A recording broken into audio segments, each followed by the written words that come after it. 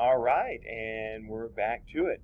All right, now the good news about today's lesson, this is Geometry Unit 2, Lesson 3, Determining if lines are perpendicular, is that we're going to use a lot of the same skills in the prior lesson on determining if lines are parallel.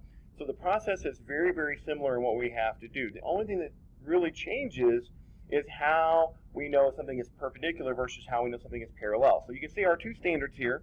All right, 5.1, I can determine if two lines are perpendicular graphically. And standard 5.2, I can determine if two lines are perpendicular analytically, so with graphs or with equations. All right, so now, you already have like two smaller videos for this lesson. So the first video went through the opener with you. All right, so I'm not going to cover that, the little exploration here. All right, the second video then went through, all right, some of the various notes and vocabulary. All right, so what I'm going to do now, since that's already been done for you, is I'm just going to hop in and do a handful of examples. All right, so we're going to be on page 87 here, and we're going to jump down to, all right, problems 1 and 2. All right, so now, here's what we need to know. All right, so we need to know the two slopes. All right, because if we're going to determine if two things are perpendicular, all right, we want the slopes to be opposite, so one has to be positive, one has to be negative, and they have to be reciprocals.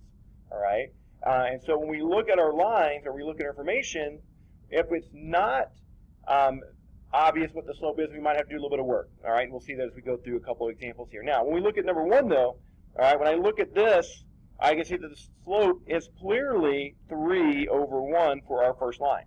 So I don't have to do any work at all for that. Now, when I look at our equation 2 here, I can once again see the slope here is negative 3 over 1. So notice for both of those, I don't have to worry about converting the equations, right? They're already in a form where I can see those slopes, all right? Now, when I look at this, to be perpendicular, they have to be opposites and reciprocals. It has to be both things. So notice they are opposites. One is positive and one is negative, but they are not reciprocals. All right, so remember, if this were 3 over 1, the reciprocal of 3 over 1 would be 1 over 3. So this answer would be no. These are not perpendicular. All right, so now when we look at number 2 here on page 87. Now, these are a little different, and this is where you have to kind of think a little bit and have that maybe that picture of what that is, all right, in your head. So one is, you can visually picture this, x equals 4 would be a vertical line at 4, and y equals 7 would be a horizontal line at 7.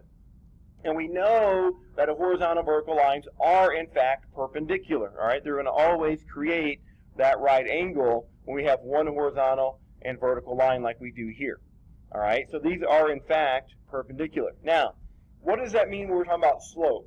All right, and we talked about this prior with horizontal vertical lines, is that the slope of a vertical line is undefined.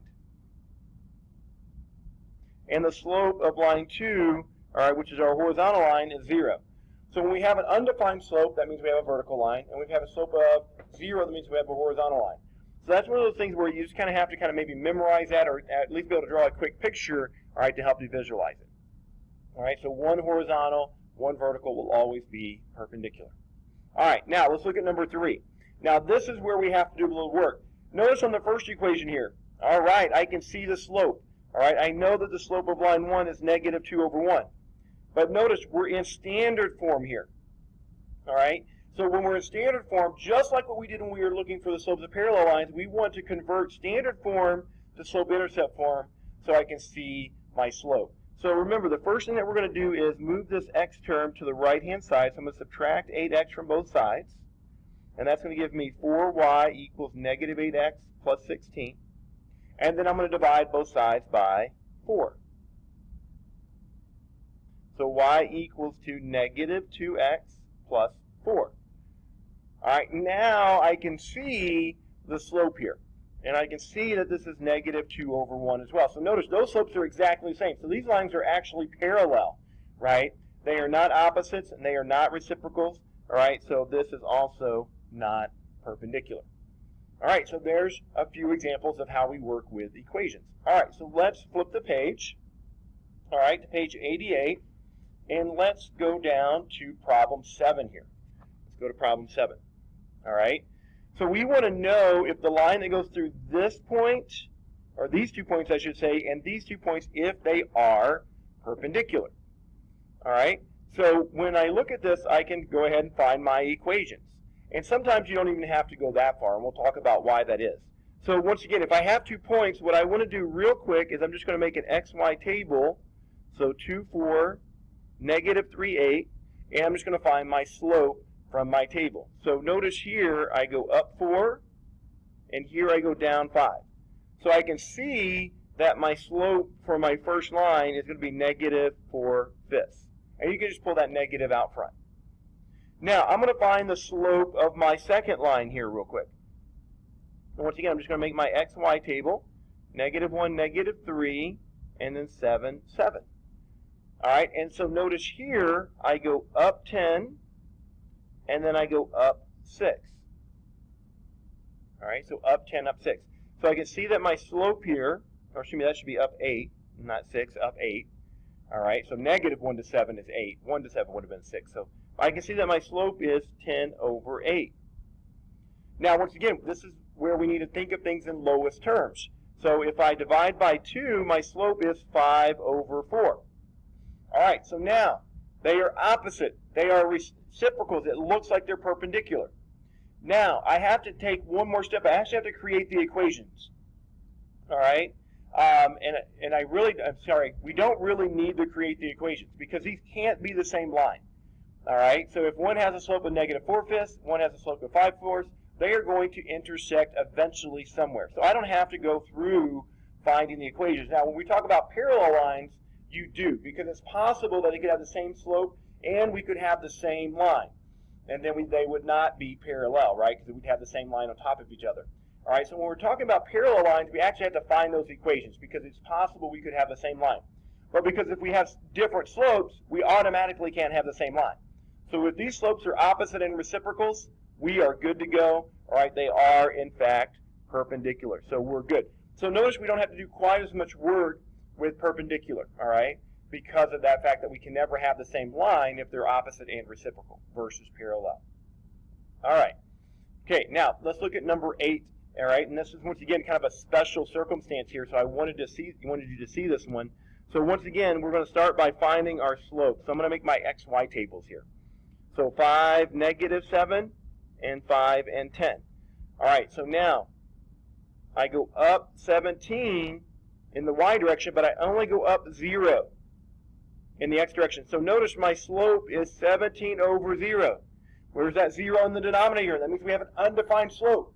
Now, what that should trigger in your mind then is, oh, I have a vertical line. And if I look at my X coordinates, you can see that my X coordinates match. All right, so my equation, my vertical line, would be just X equals 5. So I wanted you to see what that looks like, all right, when we're talking about things, all right, numerically. And notice over here, if we find our slope, we have 4, 8, and we have 3, 8. Notice my change in the Y direction this time is 0. And then in my X, I go down 1. So my slope here is 0 over negative 1, which is just 0. And once again, that should trigger, oh, if my slope is 0, I have a horizontal line. So it needs to be Y equals. And then once again, you can kind of see right here that the Y's match. And so that would be my equation. And this kind of goes back to what we said earlier. If I have one horizontal line and one vertical line, they would, in fact, be perpendicular. But I wanted you to see how those slopes show up, all right, in that numeric sense here. All right, 0 in the denominator, that's going to be a vertical line. That slope is undefined. 0 in the numerator, that slope is 0. All right, you're going to have a horizontal line. All right, just a couple more examples here. Let's do a couple of graphical problems. Okay, so now that was page 88. So let's look at page 89. And to me, graphical, all right, is probably the easiest, right, because we can look at them. All right, it's like, oh, they do in fact intersect. And the question is, okay, how do they intersect? Because to be perpendicular, that means they intersect and form a 90-degree angle. And the only way for that to happen is if, all right, okay, those slopes are opposite and reciprocal. And this kind of looks like a 90-degree angle here. All right, so let's see if it's true.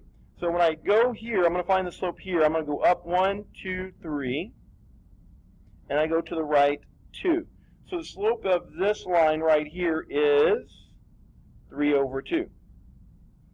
All right, now I'm going to find the slope of this line. I'm going to go down 1, 2, and remember, you can pick any 2 points. I was just trying to pick some that are easy to see here, so they didn't kind of clutter up here. And we can see that the slope of my line 2 is negative 2 over 3. They intersect. Their slopes are opposite and reciprocal. All right, opposite and reciprocal, so these are in fact, all right, perpendicular. Now, when I look at number 11, now notice this looks like a 90-degree angle here, all right? When I look at 11, they're definitely going to intersect, but they definitely don't look like they're going to form like a T or an L, right? So in my mind, I'm already thinking these are probably not perpendicular, but we want you to show us for sure why you know that. So we still go back to slopes. So notice here, if I find this top line, I go up 1, and then to the right 1, 2, 3, 4. So the slope of that first line is 1/4. All right, the slope of our bottom line, notice I go down 1, and then to the right 1, 2, 3, 4. So I get slope of negative 1/4. All right, so we can definitely see, okay, they're opposites, but they're not reciprocals. So they definitely are not perpendicular. So we don't want you to just look at this and be like, nope. All right, we want you to look at it and say, like, I think they're not, and then I want you to show me proof of why they are not perpendicular, and that is the slopes. All right, so that is how you determine if two lines are perpendicular. All right, so finish this up, check your work with the answer key, and I'll see you next time.